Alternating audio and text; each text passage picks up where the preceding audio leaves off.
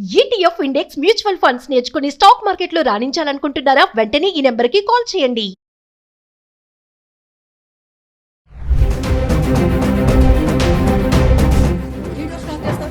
చేయను చేయను నా డ్యూటీకి అడ్డం తలకని నమస్కారం సార్.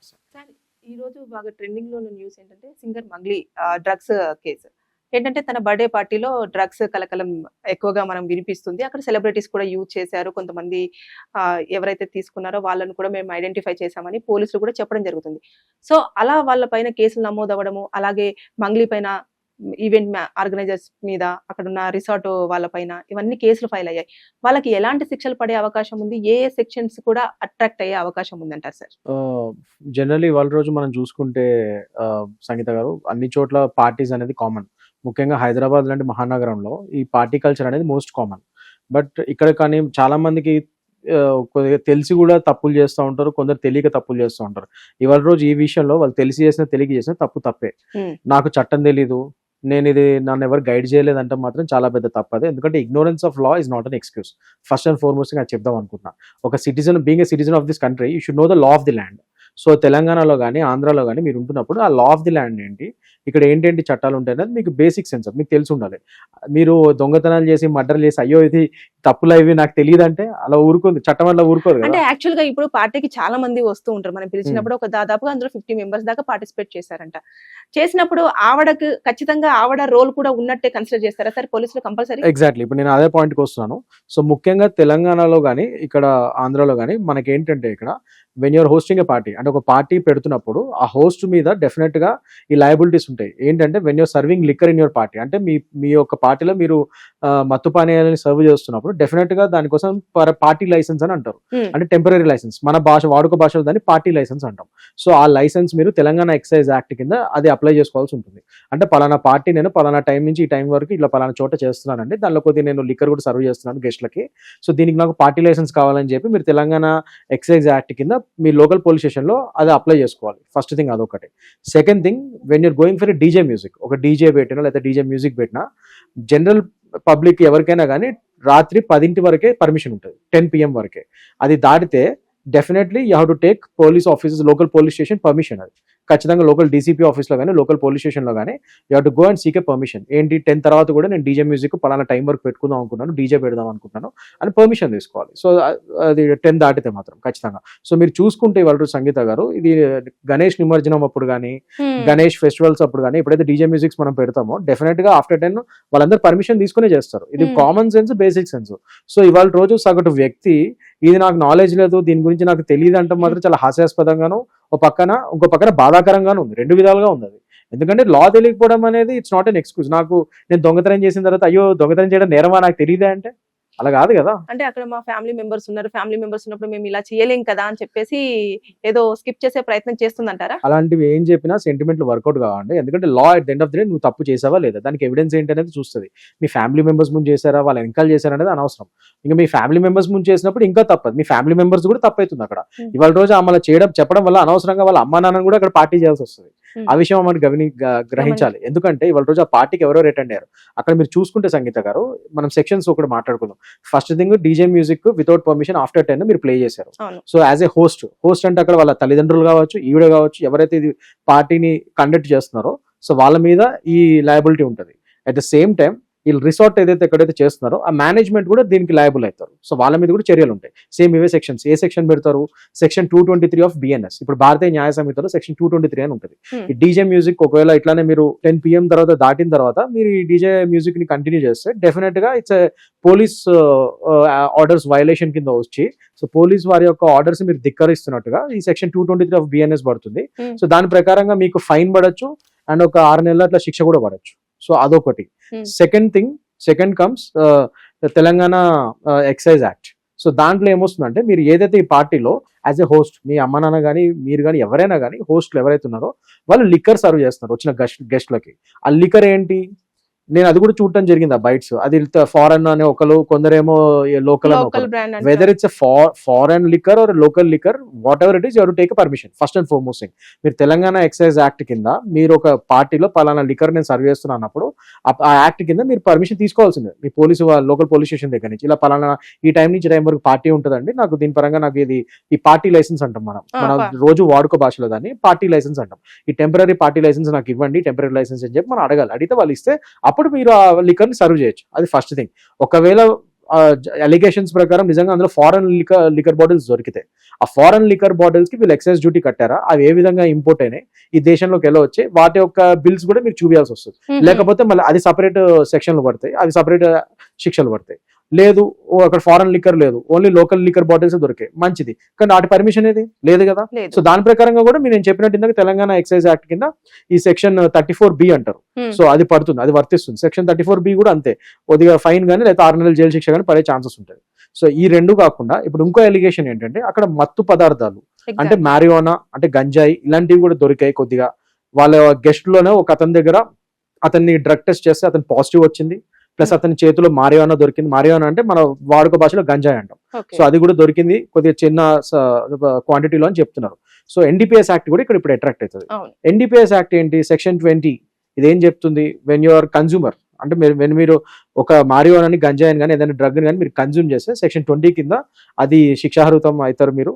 సో దాని ప్రకారంగా మీకు ఇట్లానే 1 year నుంచి 10,000 వరకు ఫైన్లు పడతాయి, లేదా 1 year జైలు శిక్ష పడే ఛాన్సెస్ ఉంటాయి. కానీ అదే ఇందులో మీరు కన్జ్యూమర్ కాకుండా విక్రయదారుడు అంటే మీరు అమ్ముతున్నారు అనుకోండి, ఆ డ్రగ్స్ అమ్మినట్టు కానీ లేకపోతే సప్లై చేస్తున్నట్టు కానీ లేకపోతే స్మగ్లింగ్ చేస్తున్నట్టు కానీ వస్తే మాత్రం అది ఇంకా పెద్ద సెక్షన్లు పడితే అదే ఎన్డీపీఎస్ లో.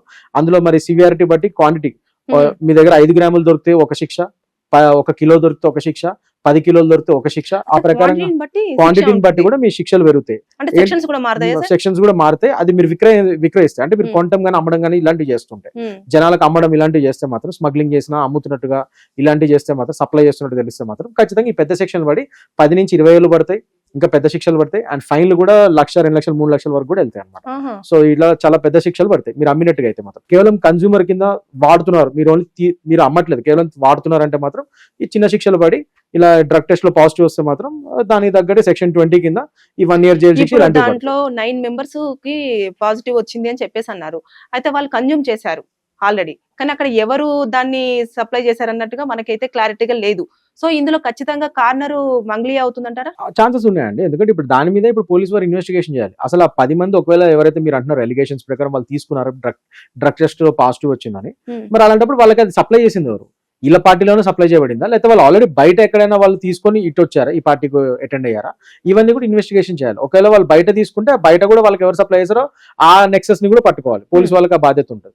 లేదు ఈ పార్టీలోనే ఒకవేళ వాళ్ళకి ఆ గంజాయి సప్లై అయింది అనుకోండి, ఖచ్చితంగా పార్టీలో ఎట్లా సప్లై అయింది అలాంటప్పుడు ఆ సెక్షన్స్ కూడా ఆమె మీద పడే ఛాన్సెస్ కూడా ఉంటాయి. అలా ఆమె హోస్ట్ చేసిన పార్టీలోనే ఈ గంజాయి సప్లై అయితే మాత్రం ఖచ్చితంగా యాజ్ ఎ సప్లయర్ ఆమె మీద కూడా ఈ సెక్షన్లు మారి పడే ఛాన్సెస్ కూడా ఉంటాయి. వాళ్ళ మీదే కాదు, ఆ హోటల్ మేనేజ్మెంట్, రిసార్ట్ మేనేజ్మెంట్ వాళ్ళ మీద కూడా పడే ఛాన్సెస్ ఉంటాయి. ఓకే ఓకే, అంటే డైరెక్ట్ చేయకపోయినా కూడా ఇండైరెక్ట్ గా ఖచ్చితంగా వాళ్ళు కూడా ఇందులో, అంటే డైరెక్ట్ గా ఇండైరెక్ట్ గా అంటే మీ యొక్క పార్టీలో మీరు ఎలా చేశారు, అది సప్లై చేసినట్టే కదా మీరు ఒక విధంగా. మీ పార్టీలో అది అవుతుంది. ఇప్పుడు నేను ఒక పార్టీని హోస్ట్ చేస్తున్నప్పుడు ఆ పార్టీలో ఎవరిచ్చినా ఏమి ఇచ్చినా ఆ పార్టీలో హోస్ట్ చేసి నేనే కాబట్టి నా మీద లయబిలిటీ ఉంటుంది డైరెక్ట్ గా. అర్థమైందా? వికారియస్ లయబిలిటీ లాగా అది అట్రాక్ట్ అవుతుంది ఖచ్చితంగా. సో డెఫినెట్ గా మీరు ఇండైరెక్ట్ గా డైరెక్ట్ గా అది ఎలా వచ్చినా మీ పార్టీలోకి, అది మీరు పెట్టిన పార్టీలోనే అది సప్లై అయింది కాబట్టి ఖచ్చితంగా మీకు మీ మీద సెక్షన్ పడే ఛాన్సెస్ ఉంటాయి. ఇందాక మీరు ఒక మాట అన్నారు సార్, అంటే వాళ్ళు బయట ఎక్కడైనా తీసుకొని వచ్చారా లేకపోతే అదే పార్టీలో తీసుకున్నారా అని చెప్పేసి. ఒకవేళ బయట తీసుకొని వస్తే అప్పుడు ఇంకా ఇక్కడ ఇప్పటి వరకు ఇక్కడ గంజాయి దొరికిందన్న తర్వాత సెక్షన్లు అన్ని కూడా మాఫీ అయ్యే ఛాన్సెస్ ఉంటాయా? మాఫీ అవ్వండి. ఇప్పుడు ఎవరైతే వ్యక్తులు వాళ్ళు బయట తీసుకొని వచ్చారని ఒక నిర్ధారణ అయ్యే ఎవిడెన్స్లు దొరికితే ఈ పార్టీలో సంబంధం లేదు, వాళ్ళు జోబులో పెట్టుకొని వచ్చారు, మేము ప్రతిదీ జోబులో చెక్ చేయం కదా, సో మాకు ఇది సంబంధం లేదని క్లియర్ గా గట్టిగా వీళ్ళ తరపున న్యాయవాదులు కానీ లేకపోతే వీళ్ళ తరపున ఇప్పుడు ఎవరైతే పోలీసులు ఎఫ్ఐఆర్ నమోదు చేస్తున్నారో వాళ్ళు నమ్మితే అప్పుడు ఎవరైతే హోస్టులు ఉన్నారో వాళ్ళ మీద ఎన్డీపీఎస్ యాక్ట్లు పెట్టే ఛాన్సెస్ ఉండవు. కేవలం ఎవరైతే విక్రయించారో, ఇది కన్జ్యూమ్ చేశారో, ఈ గంజాయితో తాగుతూ పాజిటివ్ టెస్ట్ వచ్చిందో డ్రగ్స్ లో, వాళ్ళ మీద మాత్రమే ఎన్డీపీఎస్ యాక్ట్ పడే ఛాన్సెస్ ఉంటాయి. బయట నుంచి ఒకవేళ తాగొస్తాయి. అదే వీళ్ళ పార్టీలోనే దొరికింది అండ్ ప్లస్ వీళ్ళ పార్టీలోనే సప్లై అయిందని ఇన్వెస్టిగేషన్ తెలితే మాత్రం అప్పుడు మిగతా హోస్ట్ల మీద కూడా ఎన్డీపీఎస్ యాక్ట్ పడే ఛాన్సెస్ ఉంటాయి. అయితే ఫైనల్ గా నేను ఒకటి అడుగుతాను సార్, ఈ గంజాయి అనేది మనము వింటూనే ఉంటాము, ఒక్కసారి హైప్ చేస్తారు పోలీసులు కానివ్వండి, మీడియా కానివ్వండి, తర్వాత నెక్స్ట్ మీలాంటి అడ్వకేట్స్ కానివ్వండి, ప్రతి ఒక్కరు. తర్వాత నెక్స్ట్ కొన్ని డేస్ వెళ్ళగానే ఇది మొత్తం కూల్ అయిపోతుంది, ఎందుకని అంటారు? అంటే అదే అండి వాళ్ళతో చాలా బాధాకరమైన విషయం. ఎందుకంటే ప్రతిసారి ముఖ్యంగా మన తెలంగాణ ఈ సే నో టు డ్రగ్స్ అనే క్యాంపెయిన్స్ ఎంత చేస్తున్నా కూడా తెలంగాణలో ఈ పార్టీ కల్చర్ గత 10 ఏళ్ళుగా మీరు చూస్తే చాలా ఎక్కువైపోయింది. గత ప్రభుత్వమే కానీ ఈ ప్రభుత్వమే కానీ ఏదైనా కానీ ఎక్కడో కొద్దిగా వైఫల్యం అయితే చెందారు. మన డ్రగ్స్ కల్చర్ ఇక్కడ ముఖ్యంగా సెలబ్రిటీస్ వల్ల కూడా కొద్దిగా ఎక్కువగా ఎక్స్పోజర్ అయ్యి ఈ రేవ్ పార్టీస్ అనే విషయాలు తెలుసుకున్నారు ఇప్పుడు జనాలు. అసలు రేవ్ పార్టీస్ అంటే ఇదివరకు 10 ఏళ్ళ క్రితం ఎవరికి తెలియదు. ఇప్పుడు ఎప్పుడైతే సెలబ్రిటీస్ ముఖ్యంగా మన తెలుగు సెలబ్రిటీస్ కొద్దిగా ఎక్కువ మంది ఈ రేవ్ పార్టీస్ లో పాల్గొనడం వల్ల వీటి వల్ల ఈ రేవ్ పార్టీస్ అనే విషయాలు కూడా జనాలకి సాధారణ జనాలకు కూడా తెలిసి ఇప్పుడు ఏమైందంటే ఈ సాధారణంగా ఈ సాఫ్ట్వేర్ ఇంజనీర్స్ అలాంటి వాళ్ళు కూడా ఈ రేవ్ పార్టీస్ కండక్ట్ చేయడము, ఇల్లీగల్ గా వాళ్ళ ఇళ్లలో అక్కడెక్కడ రూమ్స్ లో ఎక్కడైతే వాళ్ళు ఉన్నారో అక్కడ రేవ్ పార్టీస్ పెట్టుకోవడం, ఇలాంటి వాళ్ళు కూడా స్టార్ట్ చేయడం జరుగుతుంది ఇక్కడ. So it's a very bad example. What ever ఈ సెలబ్రిటీస్ అయితే వీళ్ళు సెట్ చేశారు ఇప్పటి వరకు చాలా వెరీ బ్యాడ్ ఎగ్జాంపుల్ అది. దానివల్ల జనాలు కూడా ఒక విధంగా ఇన్ఫ్లుయెన్స్ అవుతున్నారు, అది మనం కాదనలేం. సో ముఖ్యంగా సెలబ్రిటీస్ ఇవాళ చాలా రెస్పాన్సిబుల్ గా ఉండాలి. మీరు ముఖ్యంగా సెలబ్రిటీస్ అనేవాళ్ళు ఇప్పుడు ఫర్ ఎగ్జాంపుల్ ఈవెంట్ చూసుకోండి, మంగ్లీ గారిని. ఐ నో చాలా చిన్న స్టేజ్ నుంచి కష్టపడి పైకి వచ్చారు. అలాంటప్పుడు ఇంకొద్దిగా సోషల్ రెస్పాన్సిబిలిటీ ఇంకా ఎక్కువ ఉంటుంది అలాంటి వాళ్ళ మీద. సో అలాంటి వాళ్ళు కొద్దిగా జాగ్రత్త వహించుంటే బాగుండేది. ఇప్పుడు తెలుసు తెలియక ఆమె మీద ఎలిగేషన్స్ వచ్చాయి. సో వాటి మీద ఆమె పోరాడి ఇప్పుడు బయట రావాల్సిన అవసరం అయితే ఖచ్చితంగా న్యాయ పోరాటం అయితే ఆమె చేయాలి. But what ever it is, మీరు నెక్స్ట్ టైం ఎప్పుడైనా ఉన్నప్పుడు సెలబ్రిటీస్ ఎవరైనా కానీ మీరు తెలిసి చేశారో తెలియక చేశారో మీరు ఎక్కువ జాగ్రత్త వహించాలి. మీరు పెట్టే పార్టీలని బాగా స్క్రూటినీ చేసుకోవాలి. ఎలాంటి వాళ్ళు వస్తున్నారు ఏంటి, అసలు నా పార్టీలో పర్మిషన్స్ అన్ని కరెక్ట్గా ఉన్నాయా లేదు, ఇవన్నీ మీరు బేసిక్ ఇది. అంతేగాని ఇవాళ రోజు మీరు పార్టీ చేసేసుకొని అన్ని చేసేసుకొని నాకు ఇలా గైడెన్స్ లేదు, నాకు ఇలా పర్మిషన్ తీసుకోవాలని తెలియదు అంటే మీరు ఒక సెలబ్రిటీ. డామ్ సేక్ మీకు లీగల్ టీం ఉంటుంది. మీకు లీగల్ టీం మీరు పాడే పాటలకు కానీ మీరు చేసే వాటికి కానీ అగ్రిమెంట్స్ ఉంటాయి. వాటన్నిటికీ ఒక లీగల్ టీం ఉంటుంది కదా. మీకు అక్కడ మాత్రం లాయర్స్ ఉన్నారు కదా. అలాంటి లాయర్లు మీరు దీనికి మీరు ఏ పార్టీలు చేసుకుంటారు ఏంటో ఇవి చెప్పరా మీకు? సో మీకు తెలీదు, చట్టం తెలియదు అన్న విషయం మాత్రం చాలా హాస్యాస్పదంగా ఉంది. ఖచ్చితంగా మీరు చట్టం తెలియదు అన్న విషయం చెప్పి తప్పించుకోవడానికి లేదు. Ignorance of law is not an excuse. అది చట్టంలో చాలా స్ట్రిక్ట్ గా చెప్పబడి ఉంది. అండ్ ముఖ్యంగా ఇక్కడ ఈ విషయంలో చూసుకుంటే ఇప్పుడు ఈ వీడియో ఏదైతే మంగ్లీ గారు చెప్పారో, మా అమ్మ నాన్న కోసం ఇది పార్టీ పెట్టారు వాళ్ళు, మాకు సంబంధం లేదు, మేమంతా ఏంటంటే నాకు తెలియదు, అసలు ఇలా డీజే పెట్టాలి, లిక్కర్ ఇట్లా సప్లై చేయకూడదు, సర్వ్ చేయకూడదు అనే విషయం నాకు తెలియదు, ఎవరు గైడ్ చేయాలని ఏదైతే అన్నారో, ఇది రేపటి రోజు ఈ వీడియోని రేపటి రోజు కేసు ముందుకెళ్ళినప్పుడు కోర్టులో అది వీడియోని ఆమెకు అగేన్స్ట్ గా కూడా ప్రాసిక్యూషన్ వారు యూజ్ చేసే ఛాన్సెస్ ఉంటాయి ఇక్కడ.